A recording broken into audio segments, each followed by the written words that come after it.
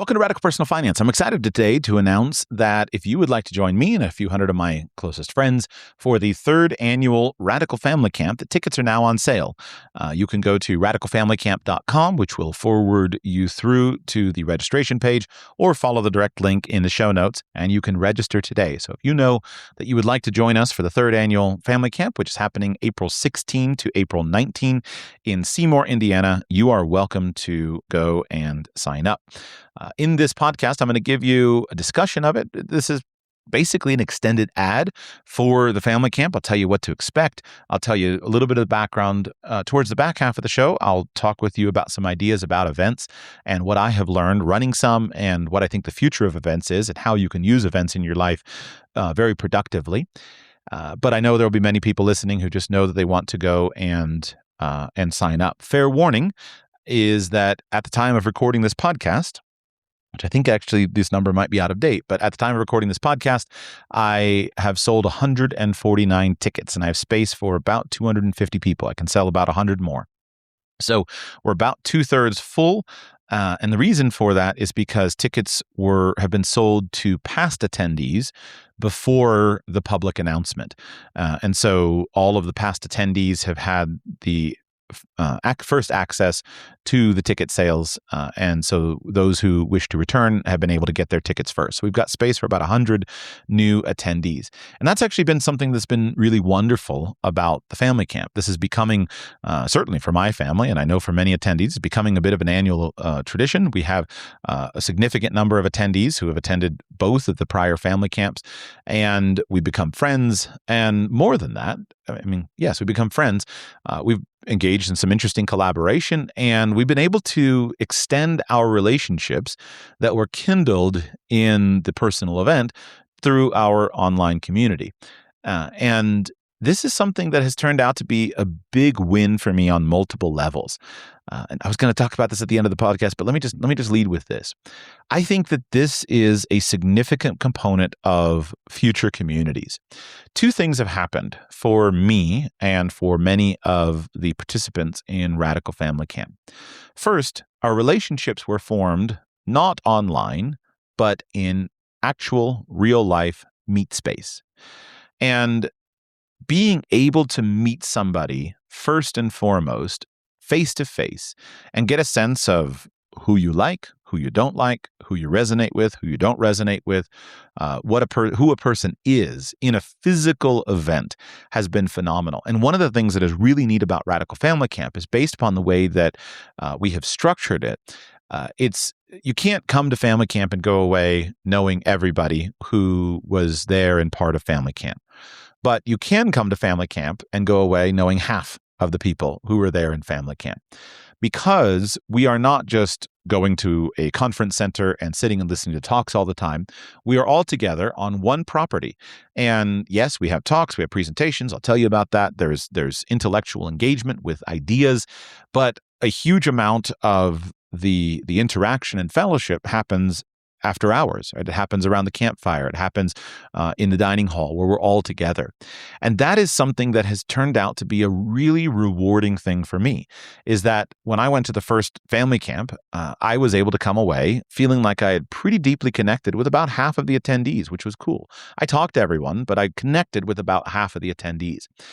But then the interaction has not been limited just to that event. We set up a private Telegram group as part of that initial family camp, and it was a group that was restricted exclusively to attendees of family camp. And that turns out to have been a brilliant, I confess, basically accidental decision to have done, meaning that private group, because we started with personal contact, we do connect and engage regularly on many, many topics, but it has all been done within basically a foundation of connection, a foundation of relationships.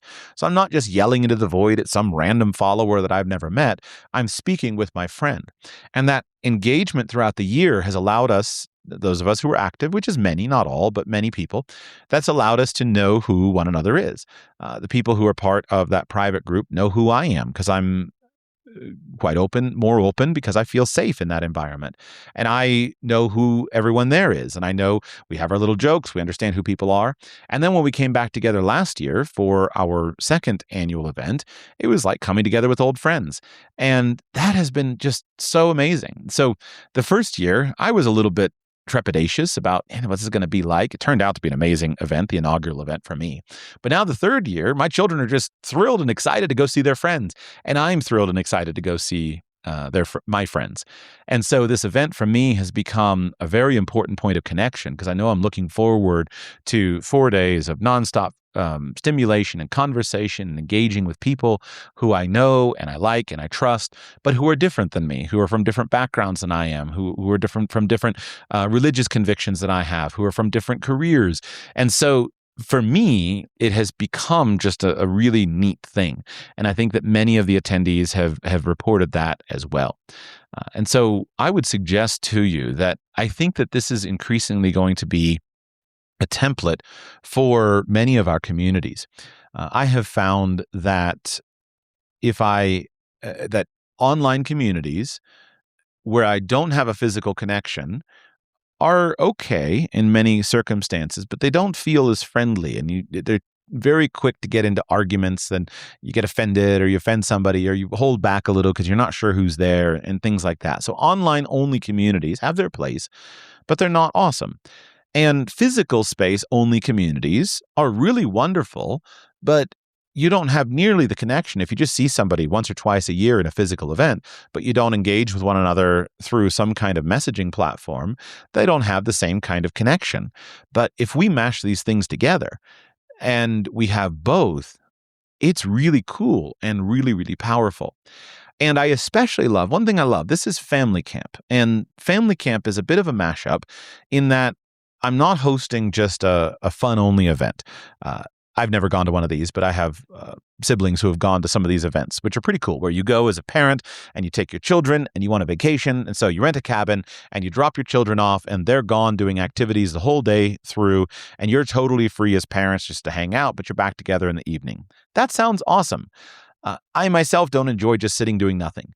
I don't enjoy staring at the water. I like to engage in ideas. That's what engages me, and to be with people. And so you can organize that. You could take a few of your friends, or you can go to something that's kind of like-minded and you can meet people. But that's one version of it. The other end of the extreme would be things like business conferences. And business conferences are super unfriendly to families. And this is, I don't think, a fault. I don't find fault in it. If I go to, I don't know, Bitcoin conference and I want to go to this big stadium, I'm going to go and I want to listen to talks and I want to learn and I want to connect with people. And in that environment, my children would be a hindrance to me. And my wife probably isn't going to enjoy it. And so she would probably rather just be home. But then there's always this annoying kind of back and forth, is that if she's going to be sitting at home with the children doing all the work, I better be really, really sure that there's some benefit in it that's going to make her have to do everything without me. And I need to get some significant benefit from the conference. Now, I don't think that all events should be family camp. I just recently attended an event which was amazing. I loved it. It was a men's only event with a community that I'm in, and it was one of the best things I have been to in my life. That environment of being in a close environment with men only, with no children, no wives, I don't want to say heaven on earth. That's a bit hyperbolic, but it was wonderful. And so I'm not arguing that all events should be family events. But what I do want is I want to have family events, and I want to have family events that are serious. I want to help my children to be engaged with adults, and I want to know who people are. And so it's really wonderful that, I can't hide anything. If I can hide a little bit, not much on a podcast, but I could hide a little bit of who I am. But if you come and you meet my wife and my children and my parents and my siblings, and I brought all of them, to the family camp, you're going to know who Joshua is. I'm an open book, right? And I'm going to know who you are, right? Because if I'm talking with you and your wife and your children, I'm going to know who you are. And that is something that is really neat. So family camp has been kind of this cool mashup of a fun event. My children love it. They're super excited about what they want to do for the talent show and the skits, and they can't wait to see their friends and all the activities. And they've given me an endless list of we want more Rockwell and less zipline and vice versa and all the stuff. But then I enjoy it because it's not just hanging out with them, but we've got a significant set of topics and things that are covered. Let me tell you about that. The theme for this year's conference is execute today and iterate tomorrow. Execute today and iterate tomorrow. Now, I'm not going to tell you all of the speakers. In fact, I'm not going to tell you any of the speakers.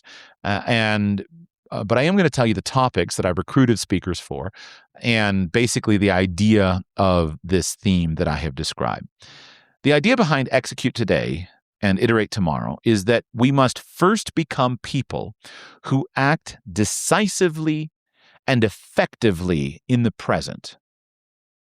And then we must think beyond ourselves, and we must design lives and lifestyles that will replicate our strength across time. That is the true test of success, is can you take the things that work for you and are successful, and can you replicate them in other people? What does it mean to act decisively in the present? Well, I've designed a set of talks around this theme this year that cover most of the important areas of life. So it is financial, first of all, that our ability to engage in good quality financial planning is fundamental, especially in our current environment where everything is in disruption. So I've designed content and some talks related to career planning. How do you make effective choices with regard to your career? Investing. We've got a presentation planned on real estate investing. And what I've done is more and more, I've invited community members in to give talks. I try to keep them fresh each year, try not to have just the same person talk every single year. So I've invited one of our past attendees to discuss real estate investing and his pathway into real estate investing and the models, make it very accessible. Buying and building businesses. We've got a community member who in a very short period of time has been able to build a significant business with very little money out of his pocket as a single dad. And so he's going to be talking about that context. We're going to be talking about handling household finances at a family camp, some of the basics of how to structure household finances in a way that reduce friction and solve problems. I've got a session planned on investing. I've got a friend of mine who has a large personal finance podcast. I've been trying to get him there for a couple of years. He's coming this year, and I've roped him into a discussion of investing and how to the basic models of that. He's much better than I am. I've got a few other topics planned, but that I'm still confirming. So there may be a topic on raising money. We've had a community member participate in that. So how do you raise money for your events? And so what I'm trying to do is I'm trying to provide significant opportunities from a financial perspective and from a professional perspective with real people, not people who are selling courses on this, not people who are just going out and talking about this to build some kind of platform, but real people who are doing it. And man, that was the thing that amazed me is that over the last couple of years at family camp, I may not be the least successful attendee. That's probably not accurate, but man, I am certainly not the most successful. I am flat in the middle of the pack and probably below the median. And so it's just been a group of people that has lifted me up, which is really great. But in addition to that, not only financially, we're talking about professionally. So I've got a talk planned on modern artificial intelligence tools and how to use these AI tools. I've got a talk planned on career planning and personal mastery. One of the challenges that I think a lot of us are facing is how do we be effective in this moment? And so I've got some ideas planned on that. But then the other aspect of Execute Today has to do with domestic skills. And one of the challenges is that we have a lot of training and preparation and how to run a career effectively and how to design an investment portfolio, but how to run a household effectively. And so I've got a spate of speakers lined up on various aspects of household dynamics. I've got a talk planned on household management. How do you run a household effectively, especially when you're doing a lot, right? You're raising children, you're homeschooling, you're involved in lots of things. It's a lot. Managing a household is a lot of work. I've got a talk on bringing in household help. So what do you want to do if you want to expand your household? You don't want to make your wife do it all. You want to bring in help. How do you do that? How do you negotiate that? That's something that my wife and I are not very good at. And so I've invited a couple people who are much better than we are to give a talk. And we're trying to learn how to do that because we want to build a bigger household, not just us doing it all, but a bigger household. So household management related to child training. I've got a talk planned on child training from a TSG coach. I've got a talk planned on managing household help, effective systems. I've got a talk planned on homeschooling, still confirming that speaker. But all these aspects of personal effectiveness, domestic management, and financial opportunities. And the theme of this all is across the board. How do we be effective today? My hope is that if you come to this event and you're very wealthy, I hope that you get a lot out of it. But I'm working hard to provide opportunities for some of you who may attend who may not be doing very well and may not have a lot of money. And I want you to go away with not only an academic outline, a talk, a structure, but also a clear plan of how to implement it and some people to engage with. So you can ask questions. You can come into our real estate group, in our Telegram group, or you can come into the Bitcoin group, and you can talk about the things that you're doing and the things that you're engaged in. Now, that's all about execute today. But the other theme of it is iterate tomorrow. And again, the true test of an idea is, does it replicate across time? And that replication needs to happen downward to our descendants, through our children, our grandchildren, outward into our community, and onward into the future. So my goal in every way that I live my life is to say, I've got to solve the problems for me, and then I have to solve the problems for my children so that my lifestyle will continue across through them. And so I have a variety of talks planned around this theme on Iterate Tomorrow. Because if your lifestyle does not iterate, then if your family just survives one generation and then disappears, then you have built a fragile system. You have not built something that will continue. And the goal is to be anti-fragile, not fragile. A family that is able to reproduce its wisdom, its wealth, its faith, its competence across many generations becomes a force in history. And so the first part of Execute Today is, how do we live well today? Iterate Tomorrow, on the other hand, is how do we ensure that our people thrive a century from now? And so we want to understand those families that reproduce. So I have talks planned on family continuity and multi-generational strength. How do you build family businesses? How do you work with your children? How do you support children into marriage, into fecundity?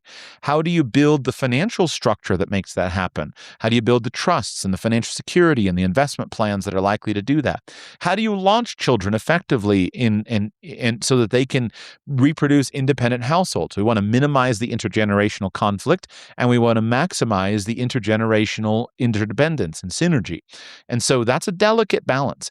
And then we want to expand outward. We don't want to just be kind of an isolated, I just want to care about my children. We want to expand outward. We want to expand out into covenantal community.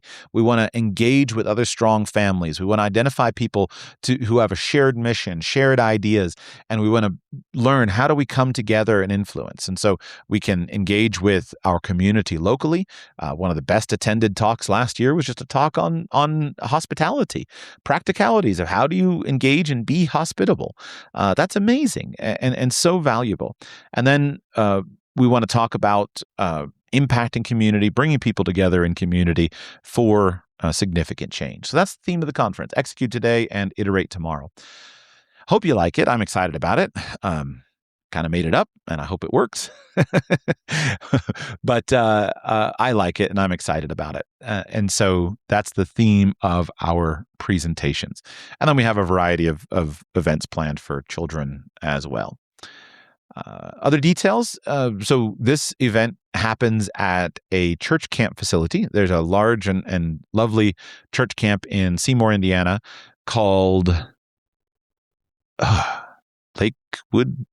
I've lost the name of it. I send them big checks and I've lost the name of it. Anyway, it's there. And it's a beautiful camp. It's very large. It's got great facilities, and it's got a bunch of cabins. And so I rent the entire facility, all the cabins, and that's what limits the maximum number of attendees that I have. So again, space for about 250 people. That number changes depending on how many children are in each cabin.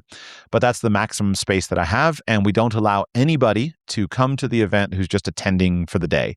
A couple of speakers will come in, give a talk, stay around for a couple hours, and then go. But most of the speakers are on the facility, part of it for the entire time, and I don't allow anybody to stay off-site. And that really helps with the environment that we're all together. You can take something that was in a talk that inspired you, and then you can continue it with personalized application later on. And so the church camp facility it's very nice. It is rustic. And so it's clean, it's modern, the bathrooms are heated, the water is hot, everything is clean, everything is nice. The actual cabins, depending on whether you're in a lodge or a cabin, we have both options. The actual cabins, like where my family and I stay, are made of wood and plywood, and the mattress is a little bit more firm than I would probably wish. But it's good, right? Heated and cooled, and it's perfectly adequate. But we're not the Hilton and or the Four Seasons or whatever you think of as high end. So it's good, it's nice, it's a bit rustic, and that's, again, I welcome it. I think if you're the kind of person who's going to come and whine about the fact that your bed is made out of wood, and it's a single twin mattress and not a feather top king mattress, then I need you to self-select your way out so I don't have to deal with that. So that's why I am saying that. The ticket prices, we have a tiered structure depending on what kind of ticket you buy. So my goal is to make this extremely accessible. So I don't have much profit at all in the event, just a tiny little bit. But the goal is to make this accessible. So I don't want you to feel like you can't afford it. And so when you purchase a ticket, it is all inclusive. So your ticket will purchase for you access to the event. It purchases for you your housing, your room. All of your meals are provided. We work really hard to provide good food. That's important. I'm proud of our work there. We've done a good job to provide good food. We work hard to work with any dietary restrictions that you have and to provide options. So we do our very best to provide all the things that make an event great. And I think part of that formula is good food and plenty of it. So your ticket includes that. Plus, it includes access to all the talks and all of the information. We do not record the talk, so you will not get any kind of recording, and that's very important to me. I of course believe there's a place for recorded things, but when talks are being recorded as a speaker, you need to be careful about what you say, because the more interesting things might be taken out of context, and so it causes everyone to button up a little bit. Whereas if you know this is not being recorded, this is not being replayed, then you can just be yourself, and you can speak to the people who are in front of you, not to the imaginary person on the internet who might find this when you're running for president. And so that is important. So none of the talks will be recorded, but you can gain access to this, an all-inclusive ticket. The tickets will vary based upon the size of your household.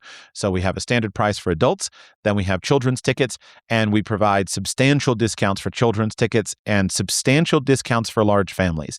Nobody's going to be offended at you if you have one child. We're going to be glad that you have one child. But as someone who has six, we tried to make it affordable for those of us who have bigger families to come in. And so if you get to a certain household size, your children are basically free. Also, by the way, a new thing that we have done this year is we have added a ticket for a household helper. So it's been a bit of a challenge to try to figure out how to provide as much childcare as possible within the financial constraints of the actual finances of the event. And so we've done our very best to provide camp counselors, and we've tried to work together as parents, and we've done a pretty good job. But if you and your wife or husband would like to be totally free, you are welcome to bring your household helper. So if you have a larger household, you have a nanny or somebody who is part of your household, we this year have added a household helper ticket. And so you get to choose who that is. Might be a cousin, might be somebody, a family member, but you can bring that person. The ticket for your household helper is extremely reduced in price. So it's very, very inexpensive for you to bring your household helper. Basically just helps us cover the food. Basically your household helper will be free. The only restriction is going to be the household helper will be in your cabin. And we have some pretty big cabins. cabins. And so if, the one that my family and I stay in is an 8-bed cabin. And so if you have, there's 3 children and 2 adults in your family, then you want to bring a household helper, we can certainly fit that person in. And so that may be a great option for you. Feel free, bring your household helper, and that way you'll be have a little bit more time for adult conversations, and we welcome that. We also do have cabins for single attendees. And so you are welcome to come if you are a single man or a single woman. We have a set of cabins set aside that is a single men's bunk house and a single women's bunk house. And so you are welcome to come if you are a single man or a single woman. We would love for you to do that. This is a family event, but that basically means it's family friendly, and some of our content is going to be related to families. But that's actually turned out to be really rewarding. For example, there was one of our participants in our first year who was a young man who joined, and one of the late night campfire conversations that we had with a group of us around the campfire was about getting married. And one of the most exciting things for many of us was that in year 2, he couldn't come because he was off getting married. And his wife had other plans and they weren't able to come. I'm not sure if he's coming this year. I hope he is, but it would be wonderful if that happened. And so I have really enjoyed that. We've had single men who are unmarried come. We've had single men who just came without their wife and children. So if you'd like to come as a single man or a single woman, we have facilities for that. I do warn you that basically all of our bottom bunks are booked. So you'll probably be on a top bunk, which is subpar because we gave all of the past attendees first crack at that, and they all reserved a bottom bunk. So you're probably going to be in a top bunk if so count the cost on that. So please be welcome. Everyone is very welcoming of it. Just because it's family camp, we're not excluding single men and single women. I think I've covered most of the important things. I haven't gone over the schedule, nor have I told you about the speakers. I'm still finalizing those things, and I do have plans to make it better. I'm just trying to be cautious of what I commit to publicly, because when I record a podcast, sometimes I'll say, I'm going to do this great thing, and then something changes, and I've either broken my word or something. So I've learned that to be a little bit circumspect about those details. But I've got a great event planned for you. You're going to love it. I hope you will come. I think I covered most of the event stuff I wanted to say. I guess I'll add one more thing. Earlier on, I talked about in-person events and digital connections. And again, that being really important.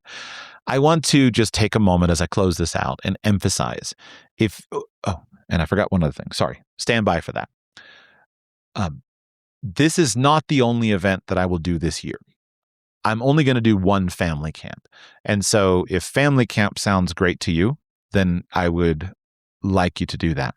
But this year, we're going to go ahead and add another event. And I have a whole bunch of people in this community who love the idea of engaging in an event, but who are not super thrilled about the idea of a family camp, and who are not super thrilled about the idea of a rustic bunk in some cabin in the woods somewhere. And so we are planning, still nailing down the dates and the facility and the location, but I am planning to go ahead and execute this year on a high-end event that is dedicated to high-end financial planning and dynasty planning, significant dynasty planning. That is the goal. And so that will not be a family event. That will be an adults only event. It will not be at a family camp. It will be at a much nicer, more luxurious facility, and it will not be cheap. We, at that event, are looking for people who are thinking about significantly sized financial problems and working on significant opportunities as we start to engage very seriously with the role of dynasty planning, great houses, etc. So don't think if you don't want to come to the family camp and you think you're better for that, then just keep an ear out for that. I will confirm details of that when I am ready to. All right, back to events. Here's what I have found with events. There's 2 things I want to share with you just about events in general. Number 1, it is absolutely essential that you go where people that you either like or might like are, and you meet them and engage with them personally. You cannot replace personal friendships with digital connections. And as the digital connections become such a part of our lives, friend, you must go out and build and maintain friendships. We are heading into a period of intense upheaval. I don't think you're going to be able to make it alone. I don't think I can. I'm sorry. I'm not going to make it alone. I can't make it alone, and I don't think you're going to make it alone either. We are in an intense time of transition where more and more we need connections. We need relationships with real people, people that we know, people that we have looked in the eye, shaken their hand, given them a hug, and said, let's be friends, and then nurture those relationships. That is increasingly important. You cannot do it with digital connections only. And with all of the trends happening right now with digital advice, digital content, et cetera, this is so important. And it's a big deal for me because you need to know who you're taking advice from. If I'm going to, just to speak personally for a moment, right? I'm very honored sometimes that people ask me for input on advice on family things, right? And children or home education or something related to children or marriage or things like that. It's really important if you're going to take my advice on these things that you've met my wife, that you've talked to her, that you pull her over into a corner and ask her all your questions. If it's Joshua, do this. And you need to know her, right? You need to see my children with all their flaws and whatnot.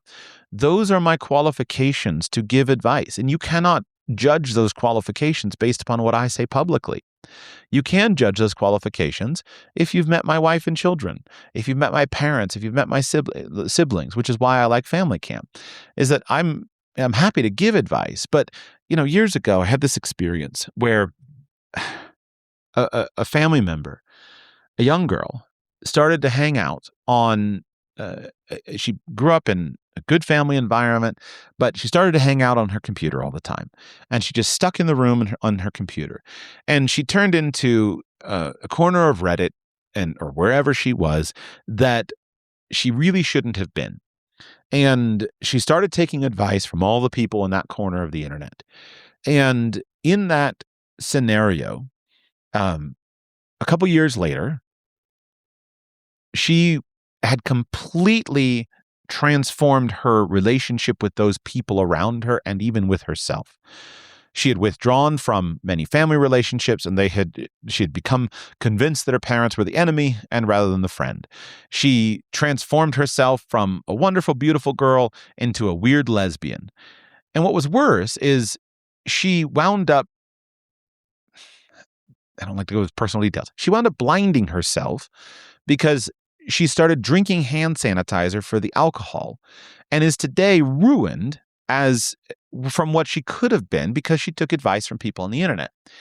And that personal story of someone who I know is something that has haunted me for years because I can recognize times in my own life in which I would have been susceptible for that.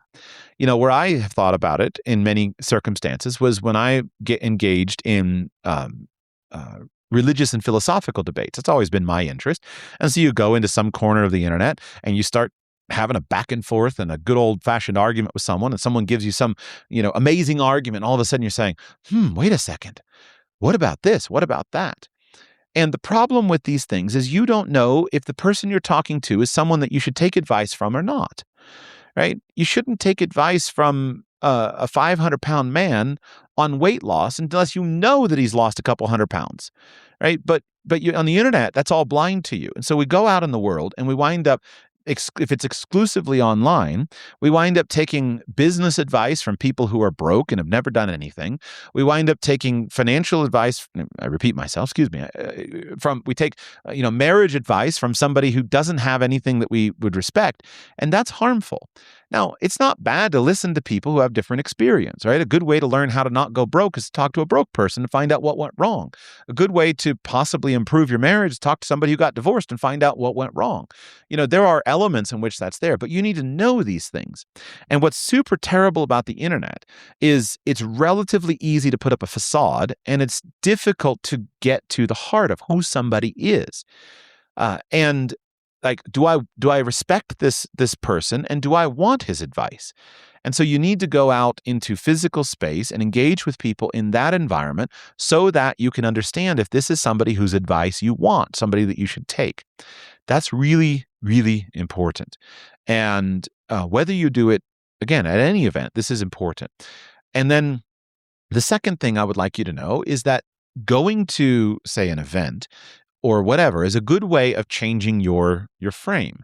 So we all have, I don't know what word to put on it, but we all have this context of what is normal and desirable based upon who we're close to. I think I used to hear people talk about it with the Paul Wheaton eco scale, right? You have a certain amount of eco, I don't know, crunchiness that is your thing, right? You my thing is I don't like to use disposable stuff. I don't like to use disposable plastic and disposable plates and things like that. So I try to avoid that stuff whenever I can. So for me, where I am on the eco scale is I don't like to throw stuff away. I like to use reusable things. I'm happy to wash my dishes so I don't have to throw garbage away. So there's somebody who's near me who washes every dish, which never throws anything away. And I say, okay, I understand that guy. That's normal. And then there's somebody just to the left of me who uses reusable things sometimes. But then there's people that are outside of my range of consciousness, right? So there's some people who are so like crazy that they just always take a jar to the market and they never purchase anything that comes in plastic or cardboard. And I just think they're ridiculous. On the other hand, there's some people who are so to the other side of me that they never ever use washable plates and silver, even in their family on a daily basis, right? They throw away their styrofoam plates for 3 meals a day, 365 days a year. And I just think they're nuts. And I don't ever associate with those people. So life is kind of like that, where we have people that are close to us and we kind of associate with those people. And usually they're in our community. Usually they're our neighbors. They're people who are from our town. And we don't often get out of that unless we intentionally try. And so you pick yourself up and you go and you study abroad. And all of a sudden you realize, wow, there's people who think totally different than me. Or you go to an event that's dedicated around a theme that you're interested in. And all of a sudden you're sitting and talking with people who are way more hardcore than you. And that's a really cool way of changing your perspective. And that change of perspective is important because life is not a thing where we're dealing with fixed realities. Rather, we're dealing with things of possibilities. And if you know that someone else has done something that's interesting and you realize, hey, 10 years from now, I could be in that person's shoes. And with money, this is something where it's very, very evident because there is no price that is the right price. There is no number which is the right number. There's just a matter of what's right for me at this point in time. And the things that for me are throwaway money are for other people things that are big savings, and things that for me are things that I could never even dream of are for other people just things that they don't even think about. And so getting yourself into diverse situations expands your mind. It allows you to see things differently. And when you start to put these things together of individuals that you know and events that you go to, you just get this incredible engagement with ideas that expands your mind, and you can do amazing things just by having your mind expanded, having your mind impacted. And so, I think a lot of those things, if you come to family camp, I think you're going to be impacted in many ways. And really, truly, you kind of things you have to see, things you have to be with. You got to be with an old man who has had a lot of success and it says, here's what I've done. If you think, I don't know, having 6 children is crazy, well, come and hang out with me and you'll see whether it's crazy or not for yourself. And you might go home and you say, well, you know what? It was crazy. I don't want 6, but you can go from 2 to 4, right? Or whatever is interesting. I'm just trying to give practical examples. All right. Third thing I wish I'd known years ago about events. When I was young, I was super aggressive. And I thought, man, I'm going to go and join an organization. I'm going to go to the Chamber of Commerce events. I'm going to go to the Alumni Association events. I'm going to go to this conference. And I expected magic quickly. I somehow thought, I'm going to go to this conference and I'm going to meet the right person. And all of a sudden, something's going to shake out. And sometimes that happens, right? That happened last year with me and my friend Greg Treat, right? I didn't know Greg. A friend of ours connected us. I did one interview with him before the event. He came to the event. We hit it off, and we've been good friends since. It's been great. And so you can hit it off with people when you just resonate and you're like-minded, and that's been great. But most of my experience in life has not been that way. Most of my experience in life has been that you got to keep showing up. And as you keep showing up year by year, you build connections, you build relationships. And an event that you go to becomes friendlier and friendlier every year because you meet more and more of your friends. And you know that I've changed a lot on how I talk about time. But, you go to something for a decade and you can be completely transformed. You're probably never going to go to an event and in your first year have anything magic come of it. But man, if you are at an event that is appropriate for you and you're still there a decade from now, you're going to have a group of friends, a group of connections, people that you are on the same page with, and you can do amazing things with that. And that's the thing I wish, if I could go back to 20-year-old Joshua and impress that upon him, I would have been so much more aggressive about this. And I wish somebody had said, be aggressive, connect with people, engage with people, show up, serve, connect, serve, give, and do it for a decade before you even think about what's in it for you. Because you wake up a decade later and all of a sudden you want to do something. You want to buy a business, you want to build a house, you want to do some idea, you want to see something exist in the world. You need access to money, you need access to connections, you need access to people. All you got to do is pick up your phone and ask. But you don't pick up the phone and ask the people that you just met most of the time. You pick up the phone and you ask your friends that you cultivated over a decade, that you served, that you have trust with, that you've met, that you've connected with consistently. And I wish I knew that at 20. I really do. I know it at 40. And I promise you that when I'm 50, the resources that I will have when I am 50 are going to be orders of magnitude greater than what they are today because I now have understood this lesson. So my goal is to save you the 20 years of it wasn't 20 years. Anyway, my goal is to save you time and help you get this lesson. So wherever that is, those are my general thoughts I wanted to share with you on events. I've shared them before, nothing new, but wherever that is and whenever that is, just be consistent and dedicated to these things, and you will find that everything opens up for you. Events are important. In the digital world, you need friends, you need connections, and events are one of the best ways to do that.